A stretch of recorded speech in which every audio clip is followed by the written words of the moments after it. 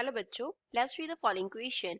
A satellite of mass small m is revolving around a planet of mass capital M in a fixed circular orbit of radius r. Find expression for its angular momentum. हमें एक satellite दिया है जिसका mass small m है, वो किसी planet के around revolve कर रहा है, प्लैनेट का मास जो है वो कैपिटल m है, जो सैटेलाइट है वो फिक्स्ड ऑर्बिट में है जिसका रेडियस स्मॉल r है. हमें क्या करना है, एंगुलर मोमेंटम के लिए एक्सप्रेशन फाइंड आउट करना है. So first of all, here we will talk about the key concept used in the question. इस question में क्या key concept use हो रहा है, तो इसको understand करने के लिए हम एक figure draw कर लेते हैं. मान लो सेंटर पे यहाँ पे इस पोजीशन पे क्या है, प्लैनेट है, तो उसका मास जो है वो कैपिटल m दिया गया है, तो capital m here refers the planet. तो इसके अराउंड एक फिक्स्ड ऑर्बिट में जो सैटेलाइट है वो रिवॉल्व कर रहा है, तो यहाँ पे हम सैटेलाइट कंसिडर कर लेते हैं. सैटेलाइट का जो मास है वो स्मॉल m दिया गया है. Capital m is given mass of planet. Small m क्या है, स्मॉल m रेफर करता है मास ऑफ सैटेलाइट को, मास ऑफ सैटेलाइट को रिप्रेजेंट करता है. इसका जो ऑर्बिटर रेडियस है वो हमें कितना दिया है, r दिया है. तो ये जो r है, स्मॉल r, वो इस प्लैनेट के सेंटर से मेजर होगा, क्योंकि किसी भी सर्कल का जो रेडियस है वो हम कहाँ से मेजर करते हैं, सेंटर से मेजर करते हैं. r क्या है, रेडियस ऑफ ऑर्बिट. अब जो सैटेलाइट है वो सर्कुलर पाथ में रिवॉल्व कर रहा है, तो वहां पे क्या रिक्वायर्ड होगा, सेंट्रीपिटल फोर्स रिक्वायर्ड होगा.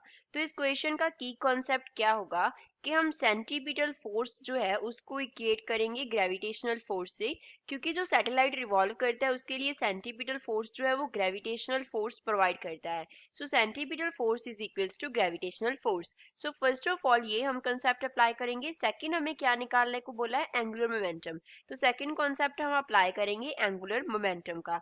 तो एंगुलर मोमेंटम जो है उसको हम कैपिटल L से डिनोट करते हैं एंड इसका फॉर्मूला होता है m into v into r.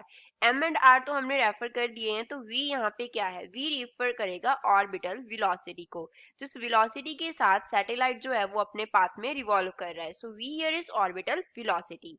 अब सेंट्रीपिटल फोर्स जो है वो ग्रेविटेशनल फोर्स के इक्वल है, तो यहाँ से हम क्या लिख सकते हैं, that mv square upon r will be equals to gm m upon r के इक्वल होगा. लेफ्ट साइड पे सेंट्रीपिटल फोर्स का फॉर्मूला है, राइट हैंड साइड पे ग्रेविटेशनल फोर्स का. यहाँ पे जो कैपिटल G है वो रेफर कर रहा है ग्रेविटेशनल कांस्टेंट को. G here is gravitational constant. तो यहाँ पे हमने क्या अप्लाई किया है, फर्स्ट कॉन्सेप्ट अप्लाई किया है. अब r जो है, यहाँ पे r का स्क्वायर होता है, अब r जो है वो r के स्क्वायर के साथ कैंसिल हो जाएगा, स्मॉल m कैंसिल हो जाएगा, तो v स्क्वायर किसके इक्वल आ गया, gm अपॉन r के इक्वल आ गया. दैट मीन्स जो ऑर्बिटल वेलोसिटी है वो किसके इक्वल है, square root of gm upon r के इक्वल है. अब इसको हम क्या करेंगे, एंगुलर मोमेंटम के रिलेशन में सब्स्टिट्यूट कर देंगे. तो L का जो फॉर्मूला है वो क्या है, mvr है. तो यहाँ पे सिंपली v का जो वैल्यू है वो सब्स्टिट्यूट कर देना है. v का वैल्यू कितना है हमारे पास, gm अपॉन r के इक्वल है, इनटू क्या है, r है. अब अगर किसी भी टर्म का हम क्या लिखें, स्क्वायर रूट लिखें और उसका स्क्वायर लिखें, तो वो उसी टर्म के इक्वल होता है. तो ये अप्लाई करते हुए हम क्या लिख सकते हैं, L इज इक्वल्स टू, यहाँ पे हम लिख सकते हैं m स्क्वायर का स्क्वायर रूट, साथ में किसका स्क्वायर रूट है, gm अपॉन r का स्क्वायर रूट है, इसके साथ हम क्या लिख सकते हैं, r स्क्वायर का स्क्वायर रूट.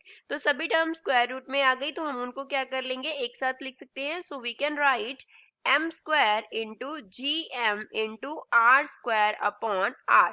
तो r का स्क्वायर जो है वो r से कैंसिल हो जाएगा, तो यहाँ से हमारे पास l का जो फॉर्मूला है वो क्या बन गया, square root of m square into gm r, or we can write that L is equals to square root of gm into m square into r. तो ये हमारे पास फॉर्मूला आ गया एंगुलर मोमेंटम का for a satellite revolving in a orbit. So this is the final answer for the given question. I hope you understood well. Thanks.